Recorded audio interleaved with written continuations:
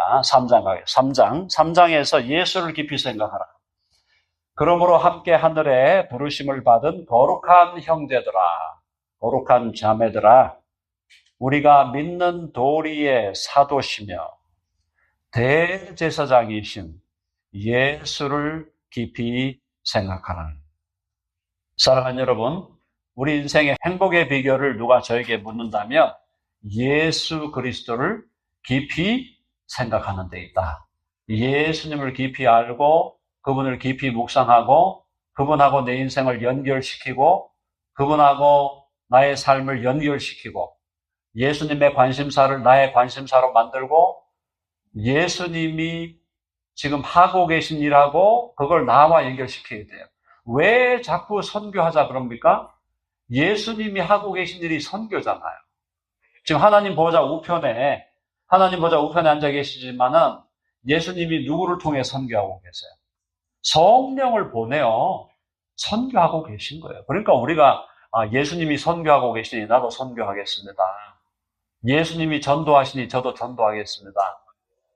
예수님이 하나님의 말씀 증거하는 삶을 사셨고 지금도 성령을 통하여 그렇게 행하시니 나도 하나님의 말씀 배우고 하나님의 말씀 증거하는 삶을 살겠습니다. 예수님하고 나하고의 삶을 자꾸 연결시켜야 그것이 우리의 삶을 진정으로 복되게 하는 거예요. 좋은 대학 못 가도 사업했는데 자꾸 실패하는 것 같고 인간적으로 일이 좀 안 풀리는 것 같고 남편 예수 믿으라 하는데 제대로 안 믿고 자녀들이 나를 버리고 떠나간 것 같고 그렇다 할지라도 예수 그리스도로 말미암아 내가 그분과 하나가 되어 그분과 함께 살아가면 우리는 초월적인 행복을 누리며 살게 되는 줄로 믿습니다. 자, 예수를 깊이 생각. 그는 자기를 세우신 이에게 하나님 아버지죠. 신실을 하시기를 하나님의 아들 예수 그리스도가 하나님 아버지께 신실하게 하나님 아버지의 뜻을 수행했다. 뜻을 준행했다. 모세가 하나님의 온 집에서 한 것과 같이 하셨으니 자, 근데 모세와 예수님의 차이가 있죠. 자, 그는 모세보다 더욱 영광을 받을 만한 것이 마치 집 지은 자가 그 집보다 더욱 존귀함 같으니라. 집 지은 자 누굽니까? 하나님 아버지, 창조주. 그가 집보다, 그 집은 피조물, 그러니까 창조주가 피조물보다 더욱 존귀한 것처럼 그리스도가 모세보다 더 영광스럽다. 이스라엘 사람들에게 모세는 뭐였습니까? 그들의 민족의 지도자죠. 민족의 지도자. 이스라엘 사람들이 결코 잊을 수 없는 그야말로 민족의 대지도자가 모세인데 그 모세조차도 예수 그리스도 앞에는 빛이 바랜다. 그래서 그는 모세보다 더욱 영광을 받을 만한 것이 마치 집 지은 자가 그 집보다 더욱 존귀함 같으니라. 그러면서 집마다 지은 이가 있으니 만물을 지으신 이는 하나님이시라. 우리가 이 땅에 살아가면서 만나는 집들은 그 집들 다 누가 지었죠? 집들 누가 다 지은 거 아닙니까? 그죠? 이 예배당도 누가 지은 거고요. 그렇게 비유를 하는 거예요. 만물을 지으신 자가 있다. 그러니까 존재하는 모든 것은 하나님을 제외하고 존재하는 모든 것은 스스로 있지 않다. 스스로 있는 것이 아니라 하나님이 창조하셨기 때문에 존재하는 것이다. 그렇죠? 뭐 너무나 당연한 건데 성경이 그걸 한 번 더 강조해 줍니다. 또한 모세는 5절, 우리 4절로 6절 모세는 종이고 예수는 아들입니다. 자, 또한 모세는 장래에 말할 것을 증언하기 위하여 하나님의 온 집에서 종으로서 신실하였고 장래에 말할 것을 증언하기. 이건 뭐냐면 장래에 말할 것은 여러 가지로 표현할 수 있는데 장차 올 복음, 새 언약, 예수 그리스도 뭐 그렇게 해도 다 통하는 거죠. 그걸 증언하기 위하여 하나님의 온 집에서 종으로 신실하였다. 웨이터였다. 웨이터 역할을 했다. 그러나 6절, 다 같이 6절 시작. 그리스도는 하나님의 집을 맡은 아들로서 그와 같이 하셨으니 우리가 소망의 확신과 자랑을 끝까지 굳게 잡고 있으면 우리는 그의 집이라. 굉장히 깊은 말씀이에요. 자, 그리스도는 하나님의 집을 맡은 아들로서 하나님의 집, 이게 하나님의 집을 크게 보면 온 우주가 하나님의 집이고 작게 보면은 교회가 하나님의 집이죠. 자, 하나님의 집을 맡은 아들로서 그와 같이 신실하게 하셨으니 우리가 소망의 확신과 자랑을 끝까지 굳게 잡고 있으면 우리는 그의 집이라. 우리가 그리스도의 성전이다. 우리가 하나님의 성전이다. 그리스도의 집이라. 하나님의 집이라. 하나님의 집이라는 것은 콘크리트로 만든 거 아니고요. 벽돌로 만든 거 아니고 나무로 만든 거 아니고 하나님의 집은 사람들로 만든 우리 사람들 중에 예수 그리스도를 믿는 사람들로 만들어진 교회. 그것이 하나님의 집인 줄로 믿습니다. 하나님은 건축하고 계셔요. 건축. 하나님이 건축 중이다. 하나님의 영원한 성전을 건축하고 있다. 하나님의 영원한 성전, 하나님의 영원한 집, 그걸 나중에 계시록에 가보니까 새 예루살렘 성이 내려오는데 요한이 새 예루살렘 성을 딱 보고 나서 느꼈는 게 저 새 예루살렘 성에 그러면은 솔로몬 성전과 같은 성전이 있겠지 하고 사도 요한이 둘러보면서 막 찾아봤어요. 근데 성전이 없더라. 가볼까요? 자, 계시록, 요한계시록 21장. 요한계시록 21장 22절이에요. 요한계시록 21장 22절 다 같이 시작. 성 안에서 내가 성전을 보지 못하였으니 이는 주 하나님이고 전능하신 이와 및 어린 양이 그 성전이시니라. 새 예루살렘 성에 솔로몬 성전 같은 성전이 있나 봤더니 성전은 없고 주 하나님 곧 전능하신 이와 및 어린 양이 그 성전이시니라. 신기한 얘기입니다. 이 뭐냐면 하나님과 예수 그리스도와 우리가 완전히 연합이 되어버렸어요. 완전 연합이 되어버렸기 때문에 이제는 성전이 필요 없다. 하나님과 하나님의 백성의 연합이 약할 때 성전이 필요합니다. 하나님과 하나님의 백성이 완전 하나가 안 되었기 때문에 성막이 필요했고 솔로몬의 성전이 필요했어요.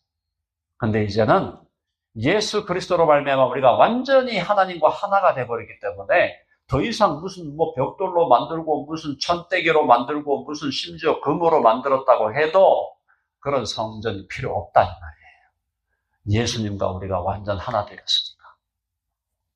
여러분 아멘 하십니까? 네.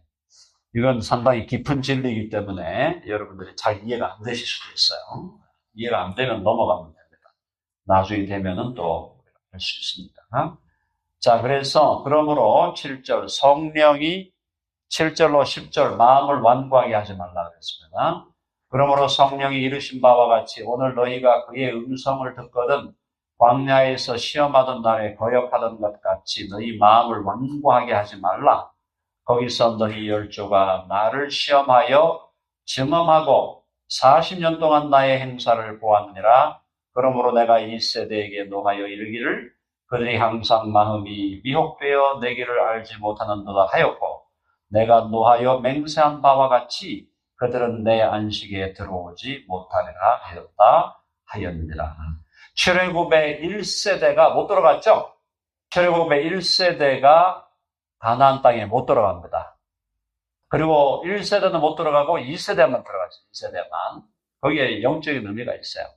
1세대가 못 들어갔다는 것은 우리에게 있는 우리가 처음으로 받았던 거듭나기 전에 우리의 모습, 그걸로는 천국 못 간다 이 말이에요.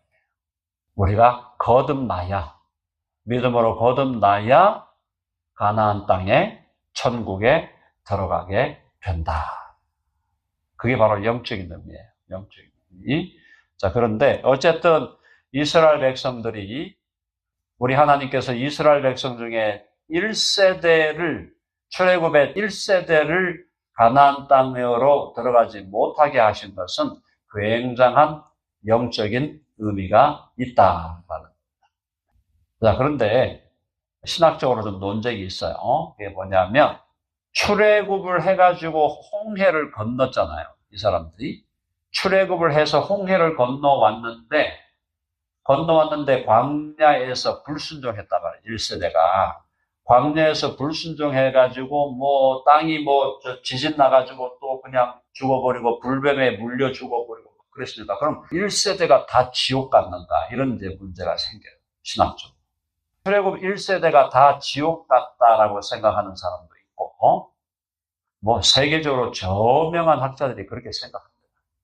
또 어떤 사람들은 1세대가 비록 광야에서 죽었지만 그들 중에 일부는 또 영혼의 구원은 받았을 것이다 라고 보는 견해가 있는데, 저는 후자의 견해.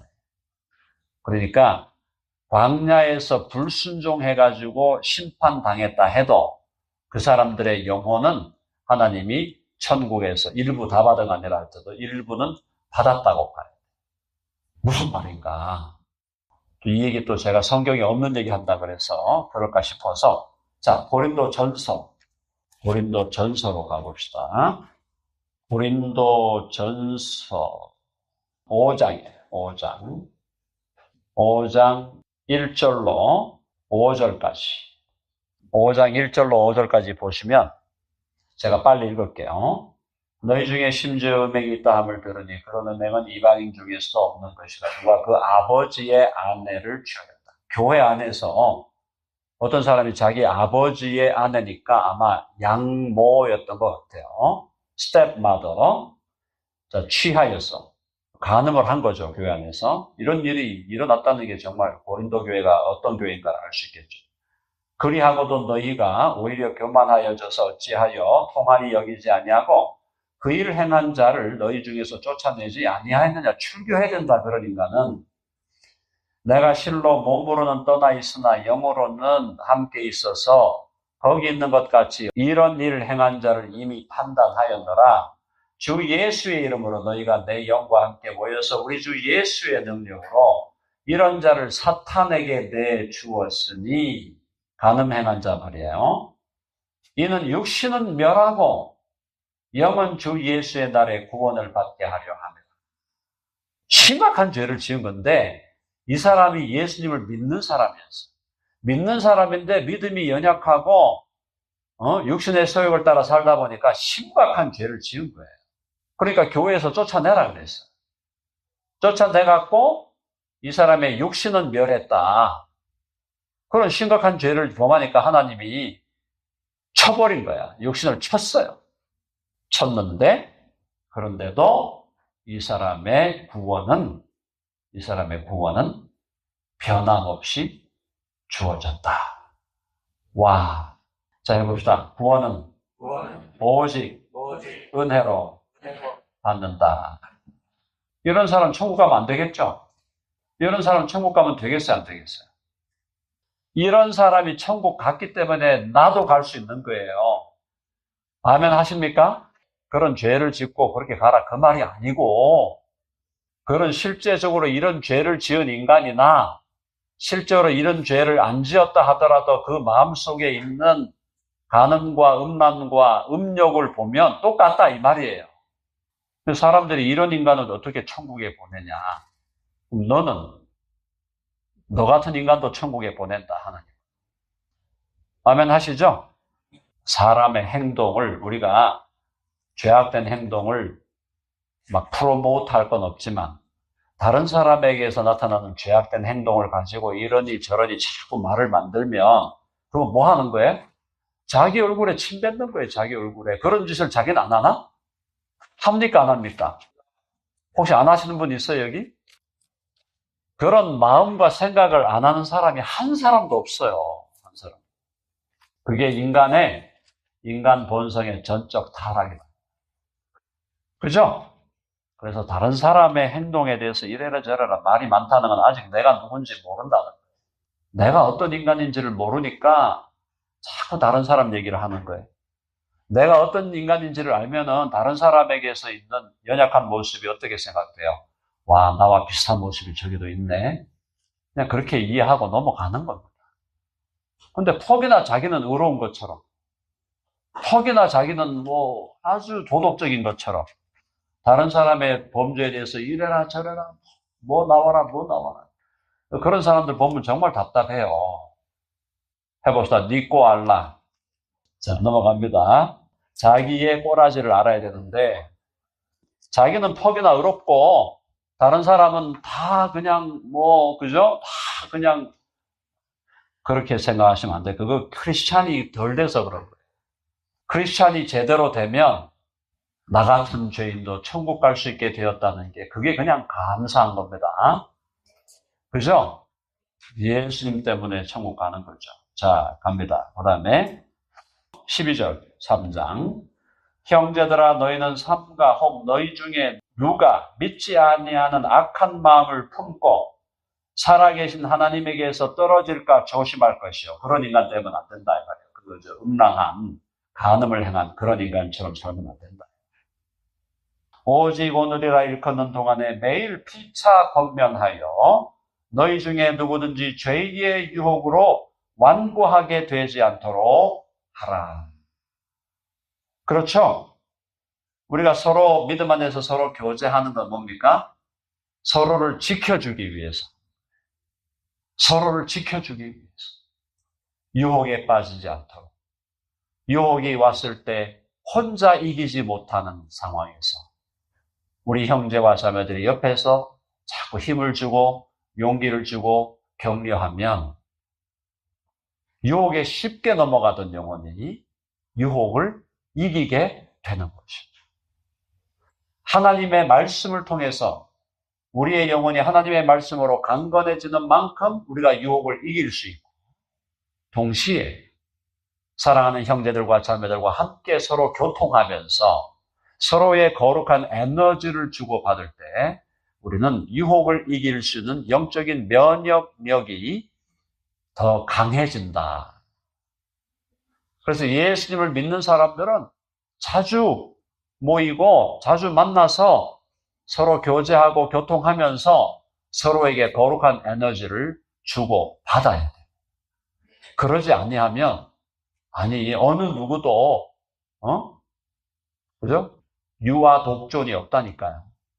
나 혼자 내가 잘 믿고 나 혼자 유혹을 이기고 그런 인간이 없어요. 그렇게 하나님이 만들어 놓으시지 않았다고요. 그래서 교회가 왜 공동체가 필요한가? 오늘날 안 나가 가난한 성도들이 너무너무 많다는 것은 너무너무 안타까운 일이죠. 교회에서 상처를 받으니까 내가 교회를 안 나가겠다 그랬는데 교회를 안 나간다는 자체는 엄청난 생명의 에너지로부터 자기를 단절시킵니다. 아무리 교회가 연약하고 부족해도 교회에 붙어 있을 때 우리는 에너지를 얻는 거고 교회와 떨어져 있으면 떨어져 있는 만큼 본 나무의 기둥에 붙어 있지 않은 가지가 다 말라 비틀어지는 것처럼 우리가 믿음의 공동체인 교회에 붙어 있지 아니하면 우리도 어느새 다 말라 비틀어져 버린다. 사랑하는 여러분, 교회를 생명과 같이 여기는 우리 모두가 되기를 바랍니다. 안 나가 하면 안 돼요. 가난한 성도라고 이렇게 높여줬는데 그렇게 하면 안 돼요.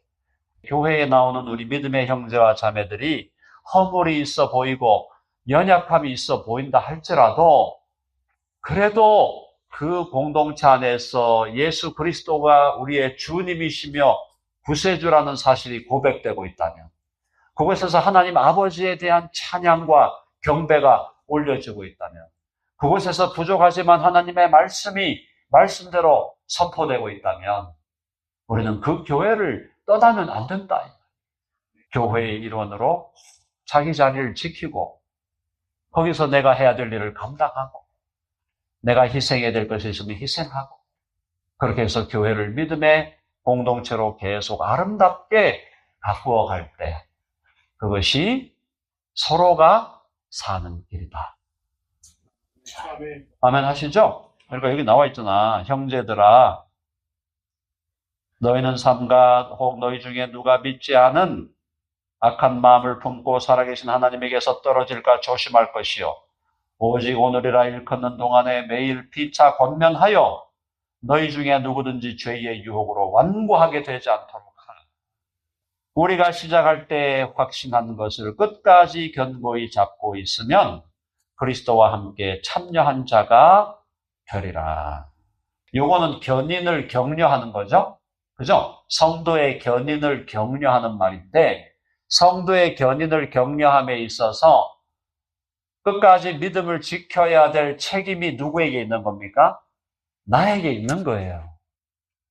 칼빈주의가 극단화되면 어떻게 되냐면 하나님이 다 알아서 하신대.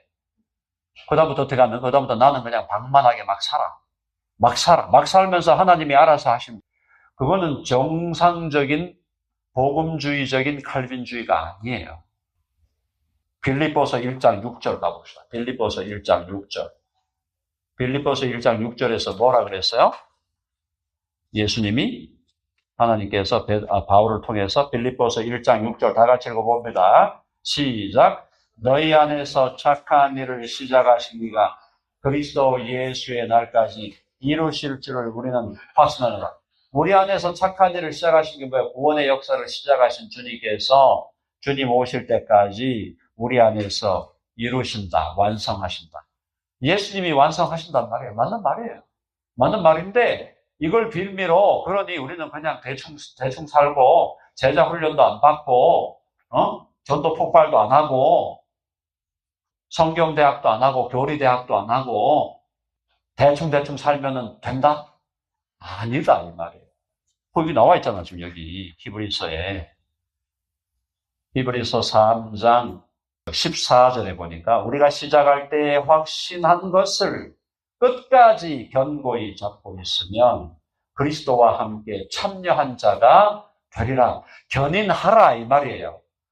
주님께서 우리로 하여금 견인할 수 있도록 도우실 것이고 인도하실 것이고 착한 일을 시작하신 이가 주님 오실 때까지 완성하실 것이다. 확실한 칼빈주의적인 하나님의 절대 주권이 선포되고 있지만 동시에 너가 확실히 잡아야 돼. 우리가 시작할 때 확신한 것을 끝까지 견고히 잡고 있으면 그리스도와 함께 참여한 자가 되리라. 우리에게 책임이 있는 겁니다. 칼빈주의를 한다고 하면서 자꾸 우리의 책임을 방기하고 우리가 무책임하게 살면서 그걸 자꾸 합리화시키면 그거는 칼빈주의가 아니고 초칼빈주의. 심각한 문제가 있는 거예요. 자, 성경에 일렀으되 오늘 너희가 그의 음성을 듣거든 격노하시게 하는 것 같이 너희 마음을 완고하게 하지 말라 하였으니 마음을 완고하게 하는 자는 아까 그 가늠한 자 같으니까 그렇게 하면 안 된다. 듣고 격노하시게 하던 자가 누구냐? 모세를 따라 애굽에서 나온 모든 사람이 아니냐. 1세대라는 거죠. 또 하나님이 40년 동안 누구에게 노하셨느냐? 그들의 시체가 광야에 엎드러진 범죄한 자들에게가 아니냐? 고린도 교회에서 간음죄를 지은 인간들처럼 또 하나님이 누구에게 맹세하사 그의 안식에 들어오지 못하리라 하셨느냐? 곧 순종하지 아니하던 자들에게가 아니냐? 이러보건대 그들이 믿지 아니함으로 능히 들어가지 못하는 믿지 아니함으로 가나안 땅에 못 들어갔다. 그런데 그러니까 가나안 땅에 그러면 못 들어갔다면 이 사람들이 다 지옥 갔다. 그 말은 아니다. 그거 이해되시죠? 그걸 달리 보셔야 돼요. 달리 보셔야 돼. 출애굽해갖고 나온 1세대가 다 광야에서 죽었어요. 그렇다고 해서 그 사람들의 영혼이 다 지옥 갔다고 보면 안 된다. 불순종하니까 하나님이 심판하신 것이죠. 아까 고린도 교회 그 인간도 심판했잖아요. 어떻게 그런 죄를 지어요? 그런 죄를 짓고 나니까 교회에서 출교시켜버렸네? 길거리 가다 교통사고 나가지고 즉사한 거예요. 근데 그 영혼은 구원을 해 주셨다. 하나님의 은혜죠. 십자가상의 강도 같은 인간이죠. 강도는 그래도 거기서 예수 믿고 그냥 죽어버렸으니까 바로 주님께로 갔지만, 이 사람은 예수님 믿는다 하고 교회 생활하고 했는데 교회에서 그런 엄청난 죄를 짓고 나니까 교회에서 출교를 했네. 출교시켜야 되죠. 그죠? 교회가 디스플린을 해야 되죠. 해야 됩니다. 죄의 누룩이 번지지 않게 하기 위해서. 그러나 그렇게 쫓겨난 인간이 그래도 작은 믿음이라도 그 믿음이 거기 있었으니까 그가 그렇게 하나님의 징계를 받았지만 그의 영혼은 구원하셨다. 자, 그래서 우리가 구원받는 것은 전적으로 은혜인 줄로 믿습니다. 어느 누구도 말이죠. 우리의 행위나 무슨 공로나 무슨 열심이나 이걸로 우리가 구원받는다고 생각하면요. 아무도 구원받을 인간이 없어요. 인간이 행하는 모든 선한 것이 다 뭐라 그랬습니까? 때 묻은 의복과 같다. 전문용어로 말씀드리면 걸레와 같다. 우리가 아무리 선하게 산다 그러고 아무리 무슨 도덕적으로 산다 그러고 아무리 그렇게 해도 하나님 앞에 가면 모든 게 걸레와 같은 거예요. 그걸로는 하나님 앞에 의롭다함을 얻지 못한다. 그래서 우리가 의롭다함을 얻는 것은 오직 누구를 의지함으로? 오직 예수 그리스도. 완전히 의로우신 그 예수 그리스도를 믿고 그분과 내가 하나가 되어 그분의 의가 나의 의가 될 때 저와 여러분이 하나님 앞에서 의인이라 칭함을 받고 영원한 구원을 얻게 되는 줄로 믿습니다. 아멘 하시죠?